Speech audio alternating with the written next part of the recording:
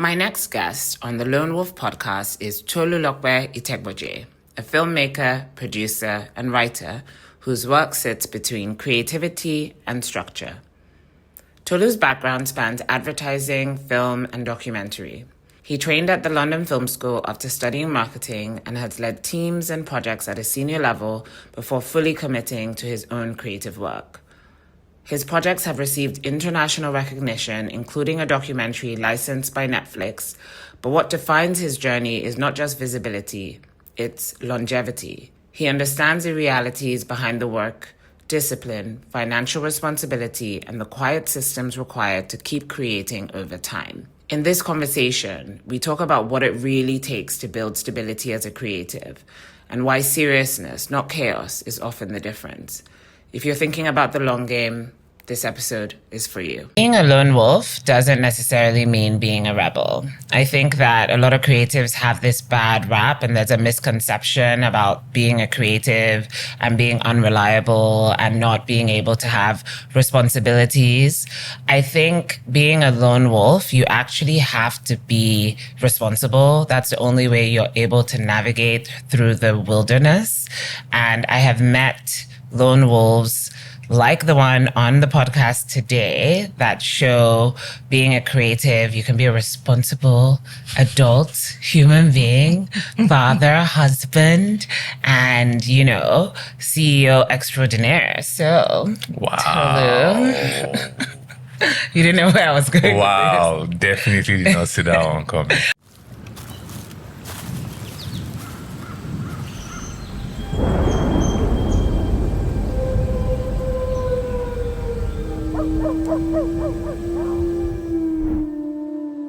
They make it seem like when you have dreads and you have, like funky hairstyles or whatever, you're just like a creative, that your head is in the clouds. Mm-hmm. And I feel like meeting you, you have this very grounded energy. And I feel like I would trust you with like money. Billions. If I had it.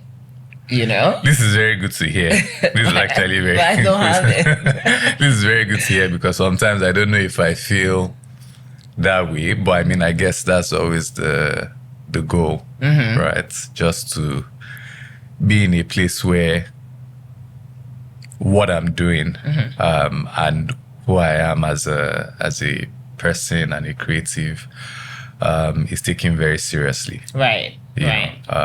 Because I guess, when you're taken seriously, the world just opens up. Right. For what did you think when I told you to be on the podcast, when you read the lone wolf philosophy, like what came to your mind? I mean, I think obviously very easily I said yes. What's up? Because it's you, one. And I think that, the concept of a lone wolf as a creative, for me, is a very real one. It's also very scary.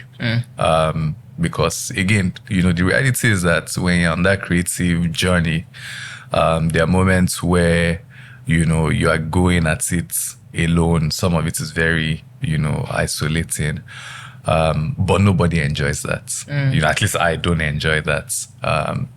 There are aspects of the process that require that. But I think by design, human beings are made to just want to, to connect. And, so talking about, just that push and pull between having to isolate, go within, and then also connect, I think was, particularly appealing to me. Right. And how did that even begin? Like, when did you leave the pack? I feel like I've had moments. I don't think there's been any one time. And for me, it always feels like the journey of a lifetime. Right. And I think that conversation that, that you raise up about how, being responsible as a creative speaks to it. Because one, it's like, okay, yes, you're a creative. And I think many people, I certainly decided that, when I wanted to be a creative, it was for reasons other than, or that anything that you would consider to be practical. All the creatives I saw looked like they were having a good time. They were popular, they were in the limelight. They were having fun. Right. And so I was like, well, this definitely beats sitting in an office. Right. Were you ever sitting in an office? At the time, I wasn't sitting in an office yet, but I sat in an office as a creative. But I was like, I've seen people go to work, wake up, wear tie, and suits. And definitely, I don't know that I want to do that. I don't like work in that way, and as much as in the context of being a creative, I've had to work probably the hardest that I ever have. I just don't enjoy like working as a thing. Like why not just chill? Why can't I just chill? Why can't I wake up and travel and just eat and watch, amazing movies, and just, be chill, But I think, so being a creative seemed like an escape, from that. And that was, I think, the primary draw for me.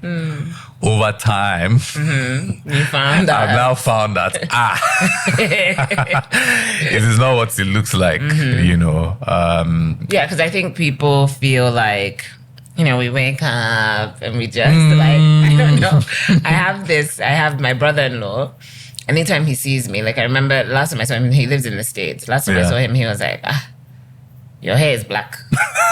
And I'm like, yeah. As opposed to... It's not blue. It's not pink. And I was like, I feel like you have disappointed him. I am like Rihanna. Like I'm Rihanna or a clown. Do you know what I mean? Like he's just like, like literally. And I know he loves me, but he just thinks I am an alien. And I think it's so interesting because, yes, we identify, we express ourselves through our clothes and sometimes our hair. I see the blonde tints, you know. But at the same time, like we have very real, like rent does not discriminate, right? Absolutely. Rent is still going to get paid at the end of the month. So we have very real responsibilities and we're navigating it like anybody else. And I think there's a lot of people who have been in systems like offices, they kind of want you to work in a way that is joyless to show strive and dedication. But they don't understand this concept of working, with music. Or, working with some kind of joy, getting your coffee first and, just like being as opposed to working as being, as opposed to working to work. And I just think that people don't really get that. Yeah, they don't. They think we're playing. They don't. Absolutely. And I find that two things come to mind. One is that between having a job, right, and then going on my own to say, okay, yes, let me pursue a creative lifestyle full time. I feel like there are, when I had a 9 to 5, there would be moments where, as much as it seemed like I was working really hard, there would be moments where I had nothing to do. I had free time. Now, I feel like I never have any free time. Like my mind is always occupied. It's like, okay, I finished this thing. Yeah. But there's this other thing. Yeah. Because there are 1,000,001 things that I want to express. Right. I feel like I'm in a place where I'm constantly wanting to express something. Right. And that constant need to express as a creative materializes as 1,000,001 things to do.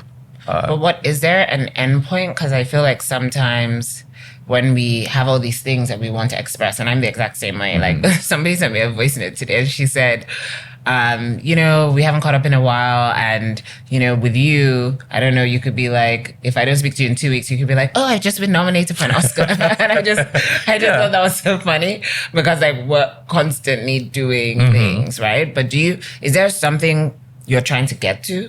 And I asked myself that as well. Yeah, I'll be curious.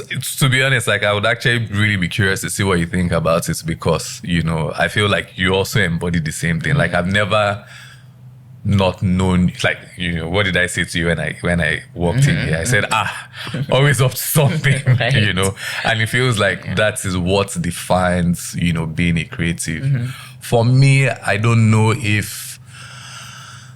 think about it from the point of an end point. Okay. Because I don't know if that is possible. Right. And I also don't know if I want that to be my life. Right. So I keep thinking about getting to a point where, financially I'm stable. Not even just stable, but like free, to the point where it's just like abundance. And I can wake up and just luxuriate. Go somewhere, decide which of the holiday homes am I going to, Period. and just sit down for 1 year. I just saw, sorry to cut you, but I just saw Lenny Kravitz's Architectural Digest. I cannot look at it. I mean, I'll be upset if I look at it. So I'm going to leave it. It is a museum. Yeah. He's lived there for 22 years, and it is just iconic. Yeah. And he has a club downstairs. I heard. Because he's Lenny Kravitz. Yeah.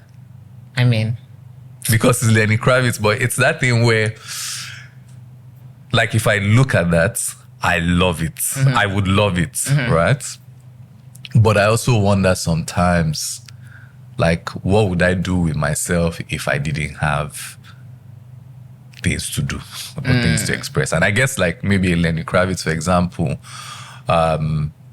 is probably still creating. Still expressing. Yeah. And I was surprised because I didn't even know he designed furniture. Wow. So a lot of the things he was like, this is Kravitz designs, this is whatever. So he's really into like chandelier designs and furniture. Nice. So I feel like being a creative is exactly that. Absolutely. You literally have so many different things that you can do and you can be. And I think we try to limit ourselves so much and we try to be in a box and be one thing. And it's like, no, you're several things and you can be good at many, many, many, many things. Yeah. But I want to ask you, I'm curious, I don't actually know the story, like how you, I feel like he thinks I'm going to set him up, but I'm not. I'm genuinely curious. I actually don't know how you became a filmmaker. Wow. I need to think about this question. Okay. Because the journey is long and the answer could be equally long. I mean, what time? But I think as early as 2006 or 7, I'd always seen films. I'd always enjoyed seeing films. I never really thought about it as a career. Right. The first time I thought about doing anything as a career, I thought about being a fireman. Okay. Why? Seemed cool. Okay. But thinking about it now, definitely not for me. Yeah. And I guess it's kind of how we like think about a lot of things from the outside. It just looks sweet and grand, and if you see like the highlights, 100%, it looks amazing. Like a lot of people that come, they want to work with me, and then they're like, "Oh, yep, she works. Oh, you mean it's not she just works 24/7? It's not just vibes. It's definitely not vibes. It is 24/7. Yeah. It is like some of the most thankless work. Yeah, thankless work. Yeah, for sure. And the thing is that even after all of that work, so for example, I was talking to a friend of mine about my film Bam Bam and describing what the premise was. I've watched a little bit of it and it is incredible. Incredible. So I was like he was showing off. Like there was just things happening, and he was shy. just showing off in the best of ways. I cannot wait for it to be released. Okay, continue. So I was telling him about this film and I described the premise, and this premise for me, like it was a simple premise to arrive at. It took me a really long time to flesh it out. I want to know about that long time, but continue. Mm-hmm. And I'm like, the film is about, the relationship between a boy and a computer. He says, tell me more. I tell him more. I say, this is the context. The boy's in love. The computer or the AI essentially guides him as he goes on this journey. And my friend says, so like Hitch with AI. and he's laughing, and I'm like, this boy is very stupid. Yeah. You understand? Like, when I feel like when people interact with the work, it might seem so simple, right? It might seem, in a sense, ordinary. But I think one of the most beautiful and perhaps humbling things about doing this is realizing that, there's a process to it, right? There's a way to do it. And I think maybe what is also really great about it is that process, in a sense, you can codify it, right? To where if you do this, consistently, right? And then you apply your God-given talent and your God-given flair and experience and just like the God in you that allows you to create things, you can create magic. So how I started was fireman. Okay, no. Then I said, I think this is very random, but in 1999, when, Obasanjo became president, democratic rule returned, the Senate president at the time, his name was Chuba Okadibo. I thought, number one, this name just sounds so powerful. Yeah, it does. Right? And then this man, just had this air about him. Okay. And then I said, you know what? I want to be Senate.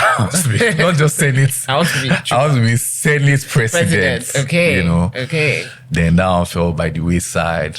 I'd heard about, again, this was, the time when if you're a petroleum engineer, you were living the life until to become a petroleum engineer. And then I decided, in secondary school, I realized that I was not good in any of the science courses. Okay. Then I said, okay, let me be an economist. You know how they separate you into science and art classes. And then finally in uni, I didn't do well in any of my economics classes. Oops. It was just like, I was like, this thing is hard, though. I need to study Economics is so what's in hard. the world. It's so hard. Shit. So eventually I switched to marketing. Okay. And marketing because I wanted to work in advertising. Okay. Right. Okay, but similar in that way. Yeah. What drew me to advertising, thinking about it in hindsight was like, it was the ads. It wasn't so much the idea of selling something or like the process of selling something. It was the creativity behind it. And around this time, I saw two films that I think made, a solid impression. The first one was the Lord of the Rings trilogy. Okay. And for me, like, these are like really long films, but I essentially spent like a full day watching all three of them back to back. Wow. And I've revisited that film like almost every year since then. Yeah. I've never watched Lord of the Rings. It's amazing. Okay. It's like, I love that you didn't judge. Yeah, I know, don't worry. There's time. If you can find a day or like 2 days, like but okay. Yeah, but it's like the world, the characters, and these are very like real characters, very flawed characters. But characters who are trying to get somewhere, and it's like about overcoming this flaw, to arrive at this person that you are on the inside. So did you feel, was it like inside of you, did you just feel like, I want to do something like this. I can do this. Yeah. Yeah. For the first time, right, it felt like this thing looks nice enough and enjoyable enough, right? In fact, I want to be able to, because something about being able to do that felt magical, right? It's strange that it took like, basically, if you add all three together, like a 9-hour epic for me to think about it in that way. But there was also something about watching that, and saying to myself, there's something in me that is awake. But there's also I have something in me that I know can achieve that. And that was like, to be honest, like that was the journey. Wow. How old were you? I was probably maybe 18 or 19. Right. And then from that point, it was just like, I would watch things and just like be able to unpack it, be able to unpack the characters, be able to unpack, the world of the story, be able to unpack the character motivations. This is without having even gone to school. Right. It's that curiosity. Yeah. I think I read somewhere or watched something where you said that in Nigeria, they beat the curiosity out of you. Did you ever say that? I don't know. It sounds like the kind of thing that. Yeah. I know, but absolutely. Yeah. So absolutely. So how did you navigate that, or make sure that? How did you keep your curiosity in a place that tells you to not be too curious? Did your parents help foster that, or were you in an environment that fostered that? My parents, absolutely, and it's very. This is one of the, I guess, contradictions of life. So my parents are, on the one hand, super religious. Okay. And then when we were young, so like when I was in secondary school, for example, a lot of friends that I had, were going to parties and were allowed to stay late. That was not my experience. Neither was mine. I needed to, if I ever went anywhere, I needed to be back home by 7. In fact, when I moved back home after uni, I still needed to be back home by 9, and we had to rebel against that. So that's who my parents are. But on the creative side, they are probably like the most encouraging, So the conversation about becoming a filmmaker was like the easiest conversation I ever had in my life. Wow. The conversation about going to film school was the easiest that I ever had in my life. There was no, go and write a paper and come and defend this position. Why? You're just like, you want to do this? Sure. Wow. Right? And they paid. Right. Wow, what a blessing. Which is, Yeah. At every point, it's like, it's that type of thing where, for people who, on the one hand, are quite conservative, structured as well, just the way in which they've embraced, I think, my creativity, my desire to pursue a creative lifestyle, not just even for me, but also for my brothers as well. And, just in a place where they're encouraging it, they're taking an interest in it, I think was probably one of the most enabling things. Right. About That's so cool. This. And I love that you used the word enabling, right? Yeah. Because really how people thrive or how communities thrive is through enabling environments. And I think a lot of us don't really recognize how much privilege that we have. Yeah. Because I think Nigeria is a very funny place. If you're not super rich, right, then you don't feel rich. Right? Do you know what I mean? I didn't grow up thinking I was rich because I wasn't. Yeah. Right? But then if you look at the scale of people and then you look at whatever, you would lean towards that side. Right? And then it's like rich being not flashy private jet, but rich being opportunities, rich being support. Right?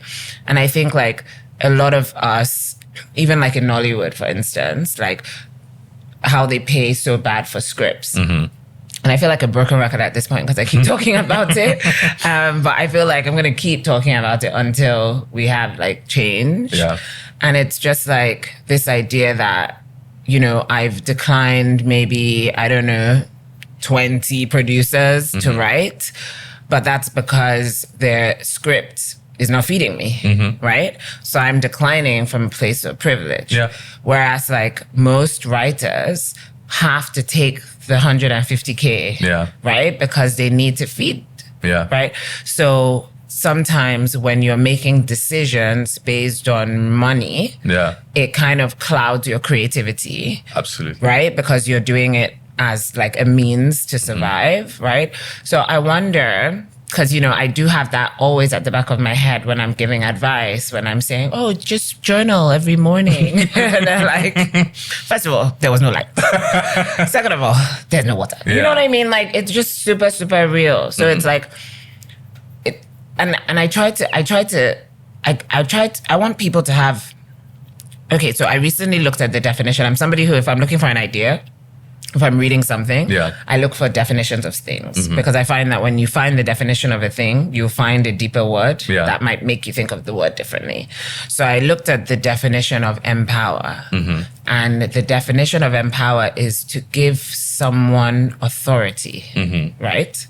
And I was like, oh, to give somebody authority, you have to let them know that the thing exists within them. Yeah. To give somebody authority is innate. Authority comes from inside. Absolutely. So how do we empower and give authority to each creative individual, even if you don't have money, but that thing inside?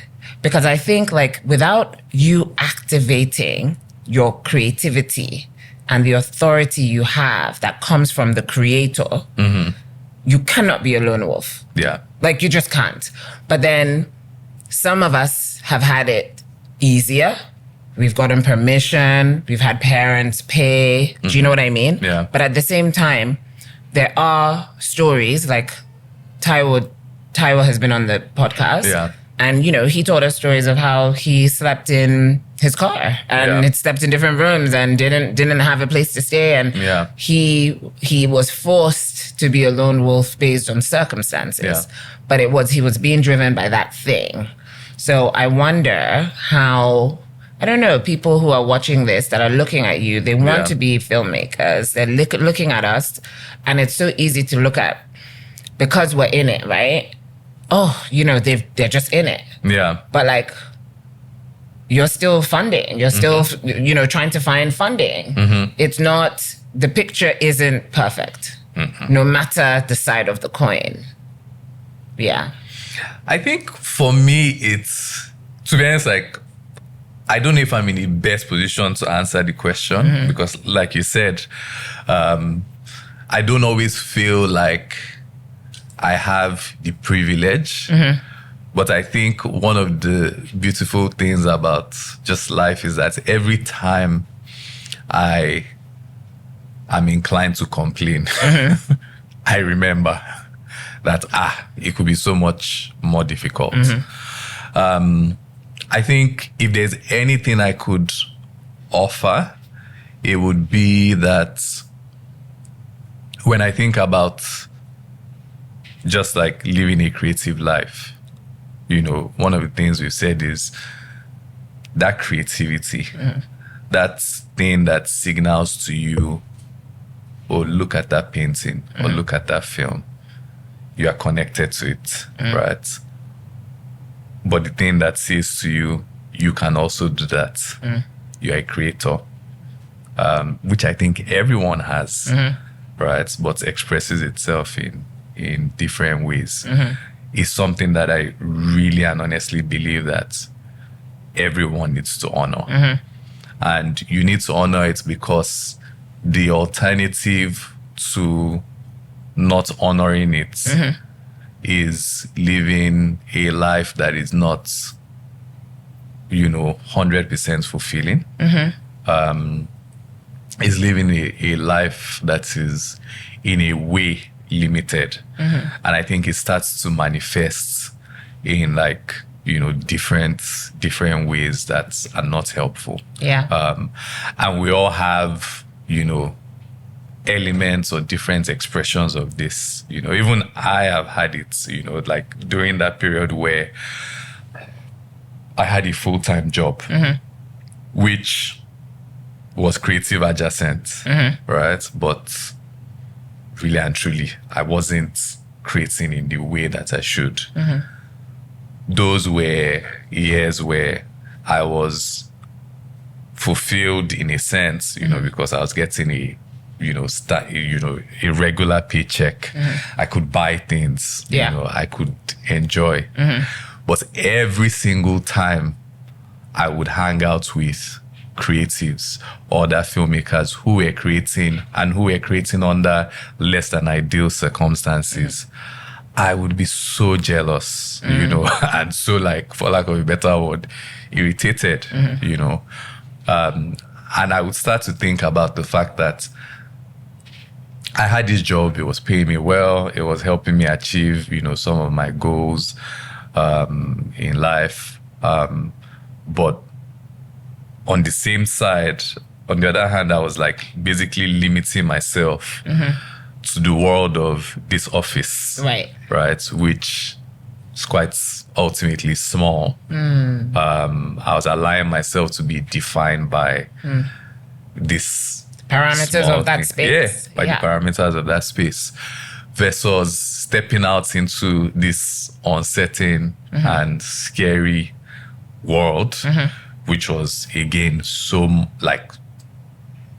much more expansive. And for me, I think that was like not being in that world, was something that I had a lot of regret about. So now there are many times I would say that if I could do it again, maybe I would have stepped out into that world earlier. But I also recognize that everything happens at the time. And I read something that says regret is a light. Yeah. To shine on the places, on the thing that you're supposed to do. Absolutely. So if you regret something, then that's just a reminder, okay, time to go do that. Yeah. So and that's really what it is about, where in an ideal world you have the enabling environment, you have the supports, right, and you're empowered to honor that call. But we don't live in an ideal world. Yeah. And I think if there's anything I would say to anyone who is watching this and has heard that call, it is that if you can, right, and you should, answer it. And answering it, shouldn't come from a place where everything needs to make sense immediately. It's not going to make sense. It doesn't even make sense for me, like it's really just works in reverse. You answer the call and you step out in faith. One step at a time. And eventually you get to a point where it is like you've gone so far and you look back and you're like, wow. It all makes sense. And I think that's so interesting because I feel like when people say things like step out in faith, a lot of people don't really know what that looks like in theory. Like, what does it mean to step out in faith? Does it mean quit my job and just, do you know what I mean? Like, okay, let me just step out in faith. But no, it doesn't mean that. And I think also just being super still and like intuitive. So I remember when I first wanted to leave my job in Dubai, and obviously I'm speaking to, my parents, my sisters, very logical people. And they're kind of like, that's fine, but, you need the steps in place. How much savings do you have? What is the plan? All this kind of stuff, which is very good. And so I'm listening to them with one ear. The other ear, I'm like, I'm not happy. I want to go. I want to, I want to leave. I want to do my own thing. I want to go to film school. I want to, I'm having all these thoughts. And then I listened to a sermon and the pastor was saying how an angel he saw or something had 6 wings. Yeah. Right? And so he was confused because he didn't understand why the angel had 6 wings. And so he asked God, why does this angel have 6 wings? And God said the first set of wings were to cover the angel's eyes so that the angel is not using his sight, right? And then the second set of wings was for the angel to cover his feet so that when he flies, he knows that it is not by his sight or by his might. And I was like, Jesus. Okay, I'm going to make a deal with you, God. I'm not going to move until I fly. I'm not going to just go and quit my job. I'm not going to use my hand to quit this job that you gave me that was such a blessing, right? And then one day I got a DM, maybe like a couple weeks or months later, maybe months, a few months later, I got a DM from this woman who I don't even know, but we're Instagram friends. And I used to call her the Black Martha Stewart. Because on Instagram, she like lives in America and she lives in like Brooklyn or something. And she's always in her garden, bringing out basil, making G&Ts. And she's just fabulous. I mean, I love fabulous Black women. Do you know what I mean? Because I just see my future, right? So I always comment on her posts like, yes, Black Martha, you know, auntie, living. She's like, oh, she's older than me.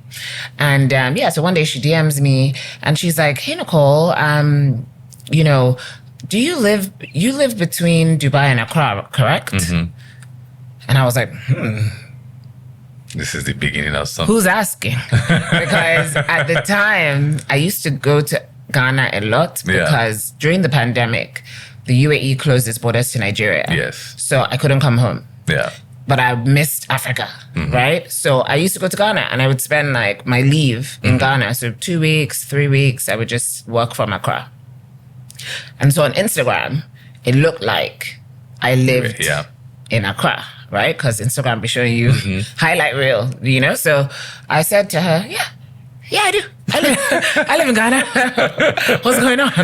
And so she said, you know, Global Citizen, they're doing their first festival in Accra and they want to make sure the messaging for the crowd lands and that it's not too American. Yeah. And so they're looking for a writer to come in to help craft the narrative for their show. It's a 6-week gig, but, you know, she can, if I'm interested, she will connect me to XYZ and we'll see. And instantly I knew it was for you. That was my flying moment, right? And everybody else in my life that I had told about that opportunity were like, but it's only 6 weeks. But that wasn't the deal I made with God. I didn't say, let me fly for a year. I just said, let me fly. Right? And I have not stopped flying since. Like I've just been all over the world. Okay. But I think that's what acting on faith looks like. Absolutely. Right. Yeah. No, that's I think that's a very fantastic way of thinking about it. And, you know, all the examples of faith that we see, right, have the same thing in common. It's like Jesus says to Peter, you know, come and meet me. Walk on water. And, you know, Peter is going. The moment Peter takes his sight of Jesus, he starts to sink. I feel like it's a similar thing, right? Because every single project that I've ever done that has been a flying moment for me, on paper, I can't justify it, right? It does not add up in the way that, you know, the way I would typically make decisions, you know, adds up. You know, so for example, I can't see, you know, an immediate endpoint. I don't even know how these things will be distributed, right? Some of these projects also defy, you know, the conventional wisdom of, you know, how you should do these things. So, for example, when I did my documentary on boys, I made a short documentary, right? And the conventional wisdom said two things. One, nobody gives a flying rat's ass about documentaries. B, definitely not a shot. And it just didn't seem like there was anything we're ever going to be able to do with it. And we made it. It was difficult. This is our own boys. It was difficult to even start the process, but we did. For anyone who doesn't know, tell us what Our Own Boys is about. So Our Own Boys, is a documentary that, humanizes, area boys. It's a conversation with, a couple of guys about what it means to live life on the streets, how they got on the streets, what their wants, their hopes, their fears, their desires are. They talk about their families. And that's typically not, like when documentaries are made on that subject, or there's any kind of discourse about it. It's typically not from that angle. Yeah. We're talking about, okay, the statistics, their violence, okay, they do, I know, it's like, let's sit down with them and just sort of understand, because at the end of the day, these are people, these are human beings. They want the same things that I do. And if we can have a conversation on that common ground, then it's easy to, just, move forward together. And what made you want to even tell that story in the first place? Did you see an area boy and or is it something that you've always wondered about? Like, what made you? It was initially vibes. It was vibes. You're just like... So it was initially vibes because, like every time we go out on sets, especially when we're shooting outside, you encounter them. In fact, funny enough, the idea came from a shoot that I had with Wale. Okay. Because Wale we're doing a music video with Bodge. Okay. I believe. I was producing and we shot in Aja. Okay. And we had made arrangements to have, we expected there would be rebels. We had made arrangements to have policemen, maybe one or two. And we're like, well, once the policemen come, we won't have to, once the area boys come, we won't have to do anything because policemen are here. Area boys gathered. And these two policemen were looking at us like, oh. Nothing we can do. There's nothing we can do. And eventually it was the policeman that ended up saying to us, look, you guys better just settle these guys. Watching the area boys that day, I was like, these guys, they are powerful, right? And then from there just came, I think, something that I'm starting to see is a common thing for me is that I'm drawn to displays of power, right? And I said, I had this idea, this visual, just this nice vibey video about just these guys and showcasing their power, right? And over time, I didn't know how to execute the idea. And so I was like, okay, let me find out more. And the more I found out, right, about how we even came to this point as a society where there are people that we call area boys, Agbirus, I realized that this is really just a story about a group of people who have been dehumanized. And that was the spark of the idea. Was like, okay, let's give them their humanity back. I think what you've just said is so important because you didn't describe the spark as the starting point, right? So you had this idea or this like rustling, in your spirit, like, there's something here. And then you went to research and then you went down a rabbit hole and then you were looking and finding more.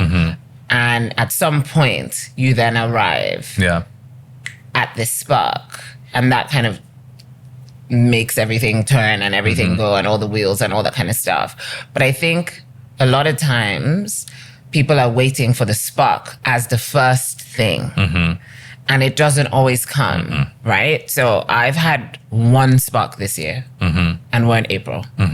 But I've created many things, right? So I think sometimes with processes, people either jump or they're waiting for something as opposed to looking for it and finding the idea. We've had multiple conversations where you've described, I remember when I asked you to do the workshop and I said, what is your process of creating characters? And you said, oh, I just go down a rabbit hole, right? And I think just this idea of just getting lost to ultimately find something. But people don't really either know how to do that or know how to stay long enough in the rabbit hole. Because sometimes when you're in a rabbit hole, it seems like, why am I here? But that's the purpose of a rabbit hole. It's just you go down and down and down and down and you don't know when it's going to end until you catch something. Yeah. So I just think that's so interesting.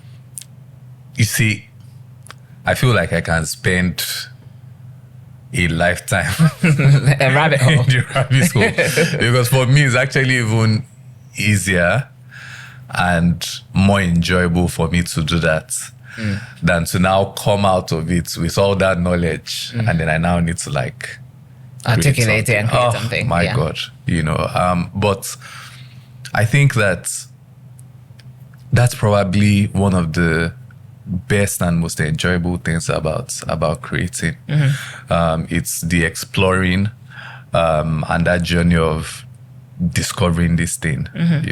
That's one of the things I actually really enjoy about journaling, for example, because you are when you start journaling, for example, you don't really have a direction, but the beauty of honoring that commitment is the discovery that happens. You know, you find this insight and you're like, wow, what did I just discover? Literally in that process of, for lack of a better word, trying to find something, trying to connect with something. And really and truly, I think sometimes what we're trying to find and connect is God. Yeah. And then you find it and that thing, it rocks your world. It changes your day. It's the highlights of your day. It reveals something that you never knew about yourself. It reveals something that you never knew about somebody else. And from that place, that's where you find the things, that, really lead you to create. I don't know why when you were talking, I was thinking about Charlemagne the God. He has Random. I know, but I'm going to bring it back, I promise. He has this thing on the Breakfast Club where he says, black men don't cheat. Wow. And it's a whole thing. Anybody that comes on, he's like, black men don't cheat. But the reason why I was thinking about it was as you were speaking, I was like, wow, Nigerian men journal? And like... I mean, you just go against the stereotypical Nigerian man. Look at a Nigerian man saying how he journals and he waits and he listens until he finds the thing that God puts. Are you hearing yourself? So like, I feel like you're defying stereotypes right now. You're breaking glass ceilings up and down in the dungeon. And it's amazing. I would say, look, the way I think about journaling is probably the same way that a lot of people think about it. It's like, you're writing a diary. Okay, what the heck is this shit? But I think when you find out, when I found out what journaling was, I started doing it. My God, it was just like, I would rather not do anything else sometimes, because it's life-changing. I think we deal with, this thing where there's so much noise around us. That's the first thing. A lot of that noise as well is internal. And so the idea of just even being in a place where if you just even think about it as a dump, where you're just dumping just all of that. All your thoughts, all the noise. Like this morning, for example, I woke up, clouded. And clouded with something that I have been clouded with for a couple of days now, right? And, maybe yesterday I had tried to journal. I did some journaling. It maybe didn't get anywhere. And that's how it is sometimes, But today, it was, I just started, most times I journal in a notebook, but randomly, I just started this thoughts, and I was doing it on my phone. By the time I was done, my God, Wow. I felt so light. Wow, I love that. I felt so light. I was like, okay, now I can see, now that this is out of the way, I can see clearly. I can see, certain things that, I didn't realize, and that are more helpful, to me on the journey that I'm on. So I would 100% recommend, if you're like the hardest guy, you actually journal and then go and be a hard guy. That's how describe it. I think 100% journaling recommend. is so important. I just love that you do that and you see the benefit, and it helps your creativity ultimately, because life is always gonna life you, right? And it just doesn't stop.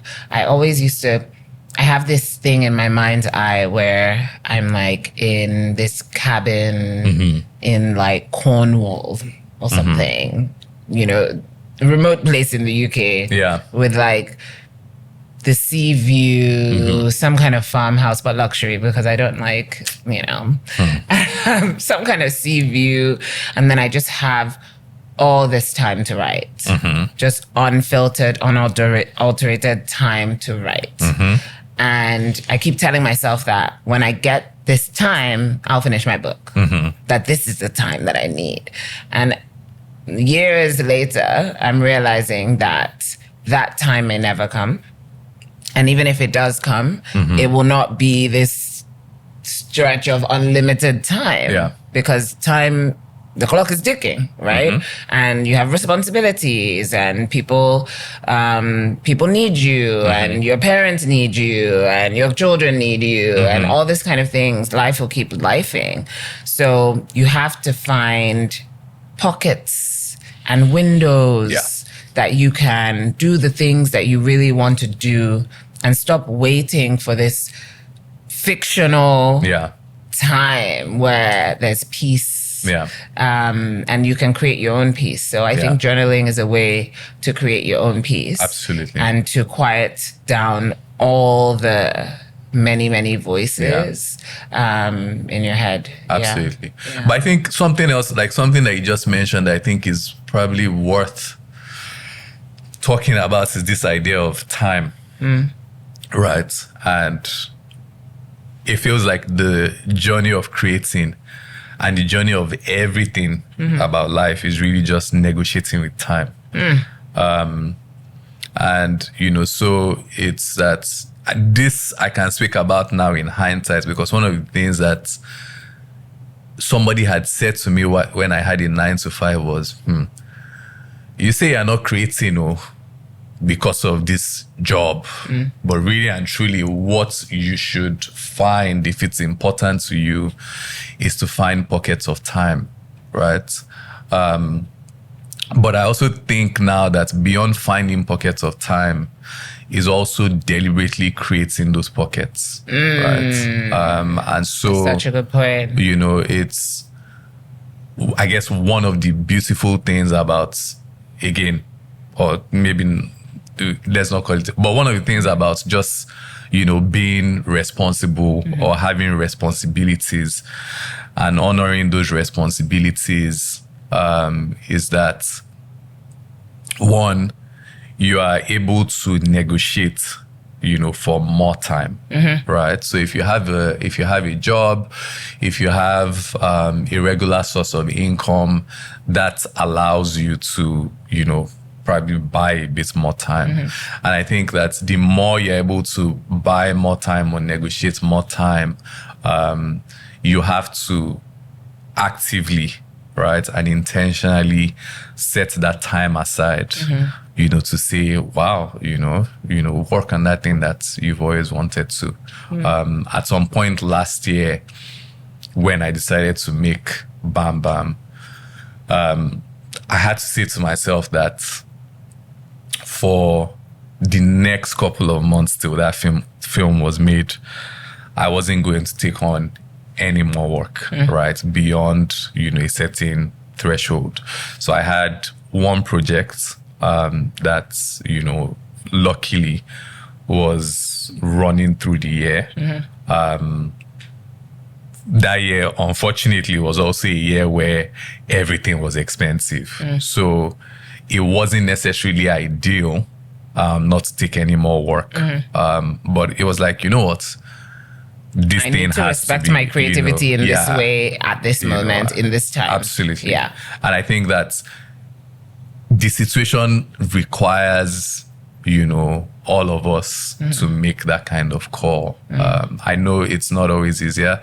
In my case, for example, one of the things that helps is, having a partner, who, again, also earns money, and in every sense of the word, is Shout out to her, she's the boss.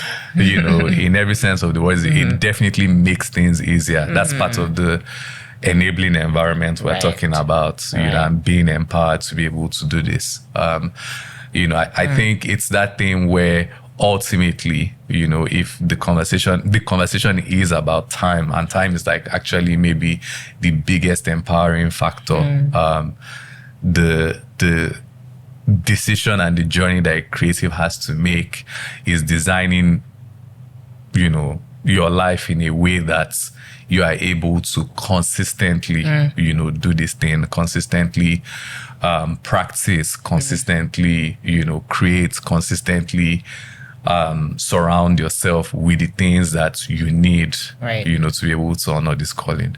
Oof, you just preached. I call you PT. That would definitely not be. Okay.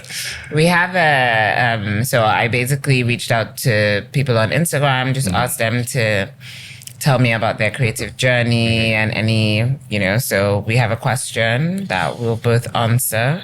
Oof. Is it a trick question? No, it's not a trick question. No trick questions on this podcast. I'm torn between stability and my creative dreams. How do I know if I'm being patient or just afraid?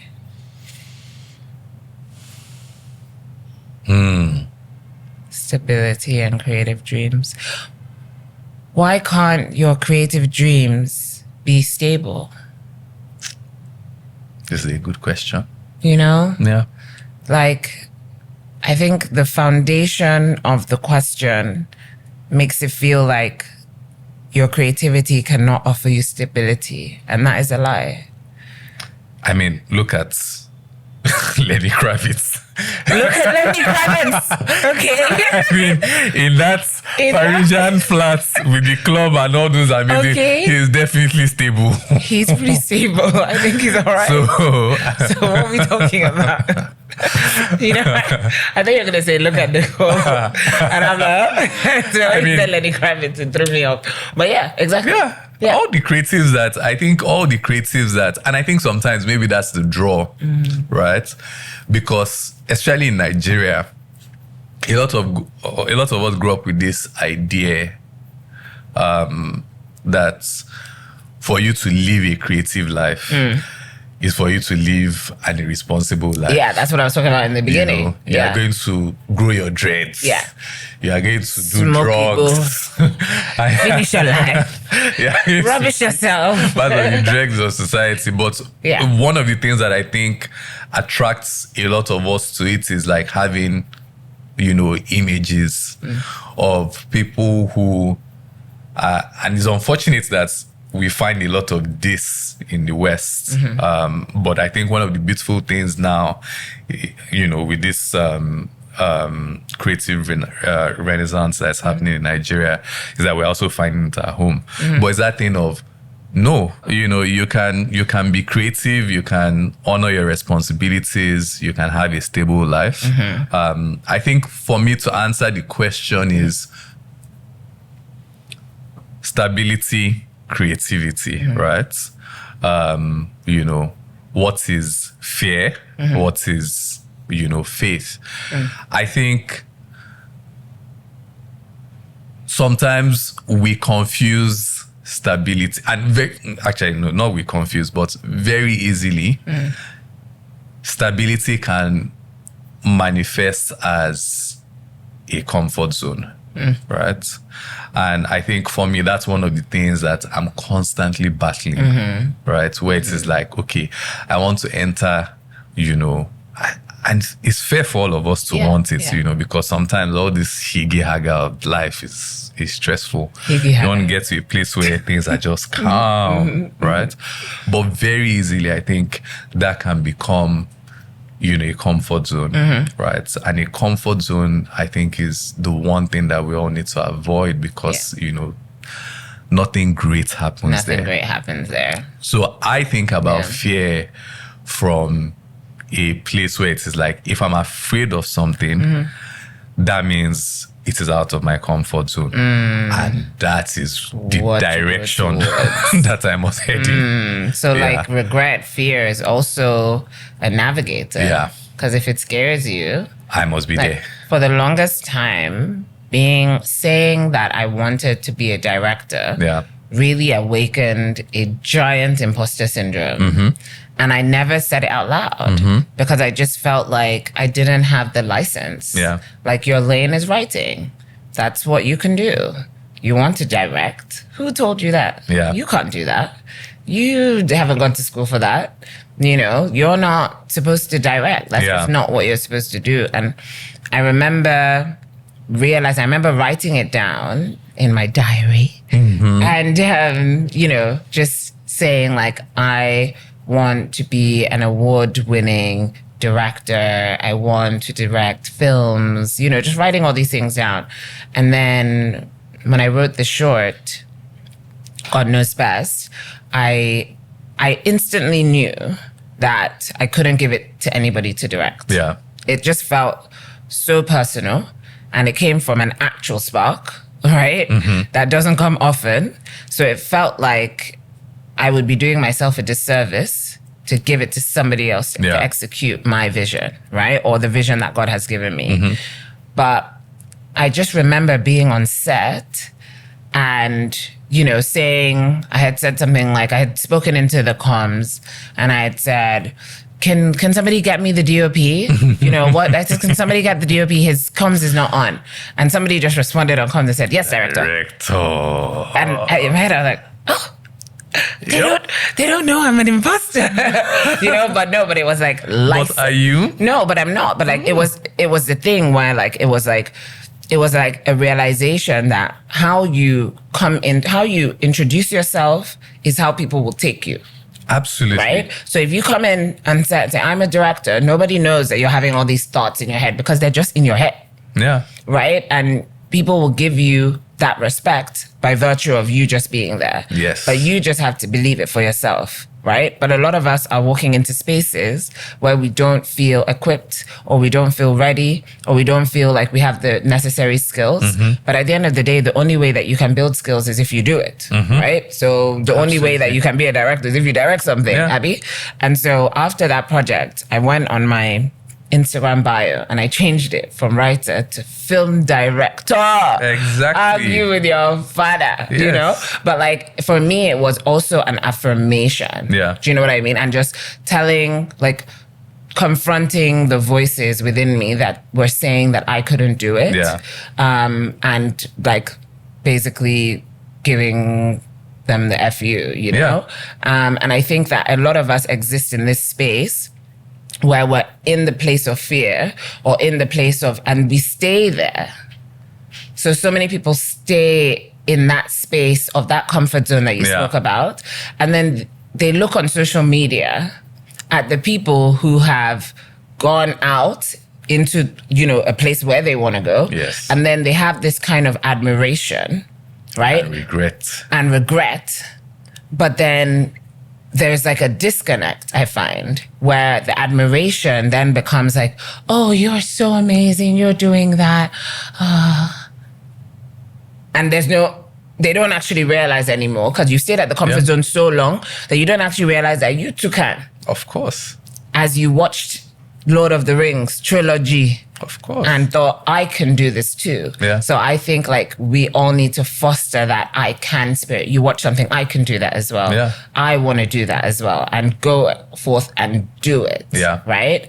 Like my content manager, Terrence, he came to my office yesterday or 2 days ago, and he says, oh, you know, I want to talk to you about something. I'm like, oh God, what now? You know, and he says, oh, I wrote a script. And, you know, I want you to read it. And I was like it's written? And he's like, yeah. I'm like, okay. I was like, do you have a synopsis? He said, no. I said, go write a log line, a synopsis, and send it to me. And by the end of the day, he had sent it. I like that. Not, oh, Nicole, how do you, you know, I want to write, but I want to, what do you mean? You work in a writing studio. Nothing like that exists in Nigeria. Do you know what I mean? Like, we have writing books. He has empowered the space, empowered him. Yeah. He then took that authority and he wrote his first short. That is the kind of creative spirit that I hope fosters, as opposed to just looking at people and admiring them. To what end? Yeah. What, you know? But I mean, I think therein also lies one of the less spoken about obligations that as creatives we have to one another, right? Wale and Fumbi said something in their interview on Arise. They kept referring to this thing about how this thing that has happened with My Father's Shadow is a win, but it's not just a win for them, it's a win for every creative. As it shows us it is possible. Absolutely, it is. You know, when one creative wins, I really, really believe that it is a win for another person, because we're in an environment that says things like this are impossible. But they're not just impossible, they're also foolish. It's like, why are you doing this thing? You understand? Like, go for something that is guaranteed. Do you understand? Go to oil and gas, go and do investment. There have been times in my life where I've said, did I not make a mistake? You know, maybe really and truly, if I had just, organized myself and learned this math properly, I could have gone and done a career in finance. And, but no, like, you need to believe that these things are possible, because they are. And it is not just like a random thing of okay, just believe that it will happen. It is that there are steps that you can follow. There's somebody's journey that you can use as a guide. You put one foot in front of the other. You are committed. One, you are curious. You are committed to learning and constantly growing.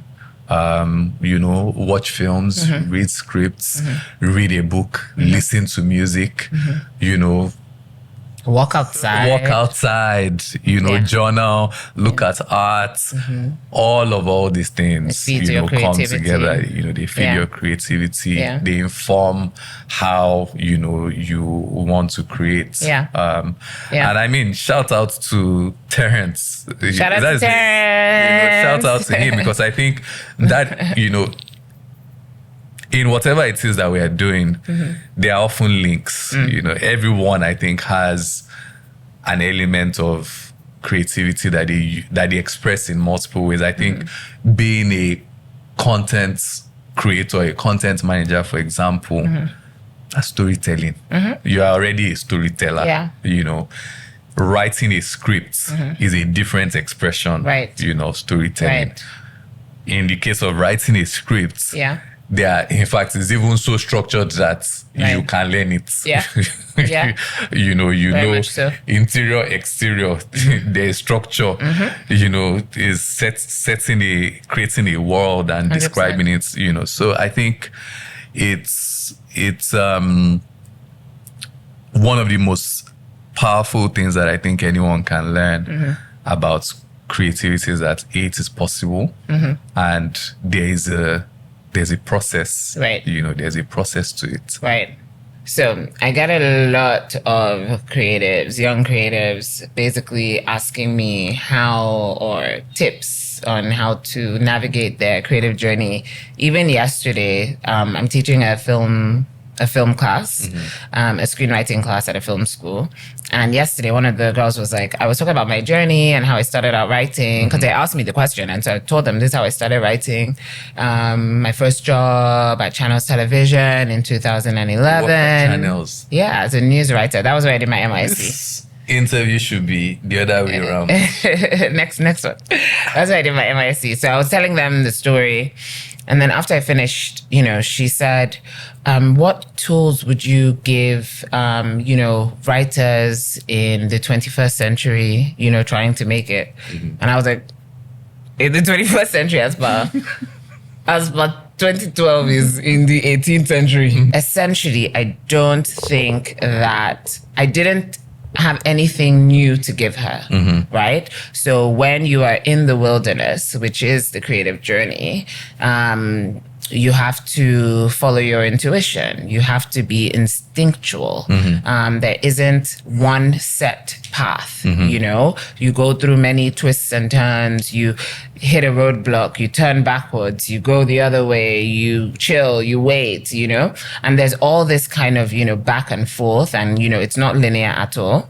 But at the same time, I realized that, so many of us have been in the wilderness, and we have successfully or are successfully navigating through it. So we have something called a wilderness toolkit, which we ask each guest to kind of throw in something into the toolkit. It could be a mantra, it could be a book, it could be a lesson, anything that you think will be useful. So hopefully by the end of the season, we have this toolkit that can guide lone wolves in the wilderness. So what do you want to throw into the toolkit? Am I putting you on the spot? You can put me on the spot. Have you thrown anything into the toolkit? I mean, Guide me. This podcast is fair. The ultimate Wow, this is toolkit. This is very unfair. I mean, because this is like the ultimate joker. Wow.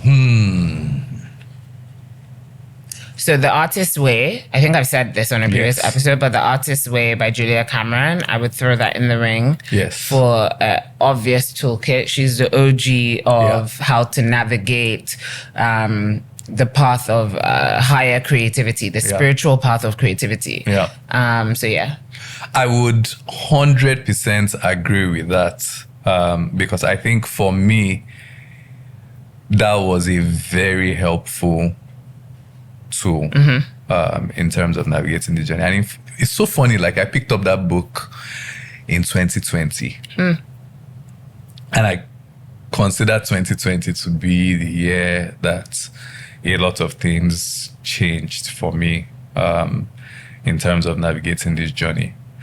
That book, I think, one, expresses this idea that I think everybody absolutely needs, which is that everyone, by virtue of, being creations and children of God, has creative license built into them. And we deserve to honor that. So that would be one. I find that, there are many expressions of that idea now, on the, on the internet. So for example, there may be social media creators like the Creative Independent, or I believe her name is Inspired to Create, like the Amy. Inspired to Write? Inspired to Write. Yeah. But, there are many different expressions of that. Creatives saying to creatives, you can, not just you can do it, right? But you should do it. And I think that's the thing. It's like, give yourself the permission to do it, right? Yeah. Give yourself the permission to follow this path. Yeah. to believe, to not think of it as a frivolity, right? This is a very serious way of life.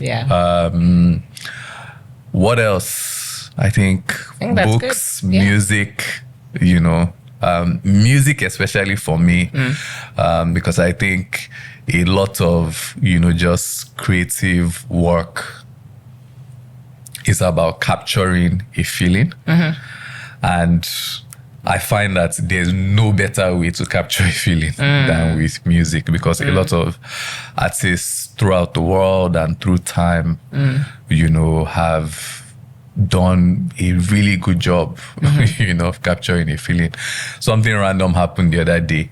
I have a friend of mine who, does such a wonderful job of recommending music, right, for any given time. And she says that we should listen to Tracy Chapman. I never thought Tracy Chapman was my speed. Right. But this time I decided, and I listened to Fast Car. I cannot think of any song in the world that is better written than Fast Car. Wow. And the feeling that it does capture. And the beauty of listening to music is that as you go through life, you often require, something that's, there's basically life requires you to conjure up a feeling or to recapture a feeling. And then you remember, I listened to that song in 1996 and it just when I was going through the worst heartbreak, and you bring it back. I listened to this song, and this was during a period where I was my most creative alive, and then that comes back. So that's something that I think also helps. I think that's such a good those are such good things to add to the toolkit. So thank you. You're welcome. And to any lone wolves or wolves on the edge wanting to leave the pack, or, wanting to come into the wilderness, or to people that are lost right now, whatever it is that's coming to your spirit, what message would you leave them with? Give yourself permission. Give yourself permission. A huge part of giving yourself permission is it is yours to give. But B, and probably more important, God has given you permission. And that alone is you don't need anything from anybody. You would find in God's permission exists the people that will support you. Right? The people that will surround you and will hold you up. But you have to believe that God has given you the permission. And the rest is for you to actually give yourself. PT, thank you so much. Thank you. Maybe there's a ministry here. Maybe there's a creative ministry. I definitely think I would love to run a creative ministry. Absolutely, but that's what you're doing. That's what this is. That's what this is. Yeah. I think that's what this is. That's what Right Good is. And I honestly championing that is such a powerful, powerful thing. So well done. Thanks, Tolu. Well done. Thank you. Wow. What an incredible episode. I feel like it gets better and better every single time. And I know that people all the time tell you to subscribe and you don't actually subscribe. That's actually a toxic trait, because if you like the content, why are you not subscribing? So please help your girl out. Subscribe.